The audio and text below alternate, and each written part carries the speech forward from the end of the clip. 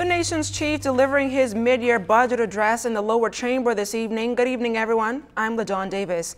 The Prime Minister clearing the air on the heads of agreements signed last month with Oban Energies in the House of Assembly. Prime Minister Minnis admitted in his contribution to the mid-year budget debate that there were missteps taken and his government will ensure the project will live up to its billing of enhancing the employment sector and economy of Grand Bahama. Altaviz Munnings joins us live from the House of Assembly. Good evening, Altaviz. Prime Minister Dr. The Honorable Hubert Minnis revealed that records show that as early as 2009, 2 approvals were made in principle by the National Economic Council to Mid-Atlantic project. The Prime Minister went on to say in his contribution to the midterm budget debate this afternoon that by 2016, the project's name was changed to Oban Energies LLC, and the beneficial owners are the K Family Trust. The Prime Minister also revealed that Peter Krieger was named the Chairman and Chief Executive Officer of Oban Energies at that time. Now, Prime Minister Minnis also noted that Oban Energies was given a second approval on November 15th, 2016. And he said most of the cabinet ministers that attended that National Economic Council meeting are now in opposition. Was president of Oban Energies LLC. As early as 2009, Mr. Speaker, as early as 2009, a draft heads of agreement was submitted to BIA, Bahamas Investment Authority, and sent to the Office of the Attorney General for its review. This document was not executed.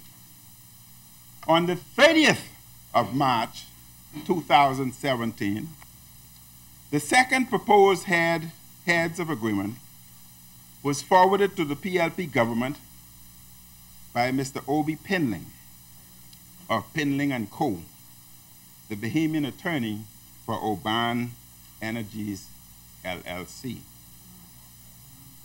This was sent to the Office of the Attorney General on the 30th of March 2017 for review. 5 seconds. Now, those particular comments by the Prime Minister didn't sit well with the Member of Parliament for Angleton, Glennis Hannah Martin, and Opposition Leader and the Member of Parliament for Rumkey and San Salvador, Philip Davis, who both stood on a point of order.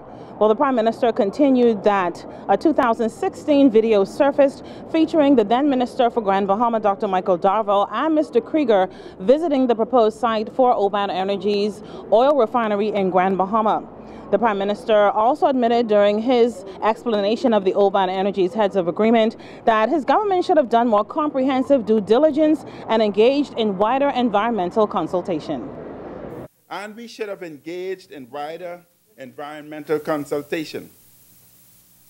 Mr. Satpal Duna, president of Oban Energies LLC, arrived in the Bahamas on the 6th of February with the expectation to sign the heads of agreement on the 7th of February 2017. The document was not ready for signature, so he remained in the Bahamas until the 10th of February, at which time he signed the agreement and then left the country to attend other business. The heads of agreement was subsequently signed by the Secretary to the Cabinet. In recognition of its promise to keep Bahamians informed, the government arranged for a ceremonial signing on the 19th of February 2018. We accept. We accept that we should have clearly indicated on the 19th of February 2018 that it was a ceremonial signing. We accept. It should be noted that it is not unusual for heads of agreement to be signed before a ceremonial signing, so as to ensure that there is a firm agreement between the various parties. Mr. Speaker, It is unfortunate that at the ceremonial signing, Mr. Peter Kriegler wrote the name of Satpal Duna, whose name was printed under the signature line in the space provided for the signature of Mr. Duna. Well, Adon, the Prime Minister also informed Parliament that he was advised that Oban Energy's chairman and CEO Peter Kriegler resigned from the company on March 1st. The Prime Minister not only spoke about Oban Energy's heads of agreement, he also touted what his government has accomplished since coming to office 10 months ago. He noted that the Bahamas Investment Authority will get a new consultant starting in April. There will also be a new land unit launched, and also there will be new airports for Exuma, North Eleuthera, as well as Long Island. The Prime Minister also touted a lot of economic growth initiatives that his government plans to accomplish during this term.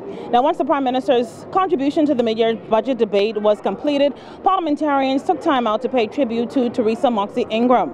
She passed away earlier today, and she was a former Free National Movement cabinet minister and parliamentarian. We'll have more details on the Prime Minister's contribution on the mid-year budget debate in our morning newscast on the Bahamas Radio Network, as well as right here on the ZNS Television Network. Reporting live from the House of Assembly, I'm Altaviz Munnings, ZNS Network News. Back to you, LaDawn.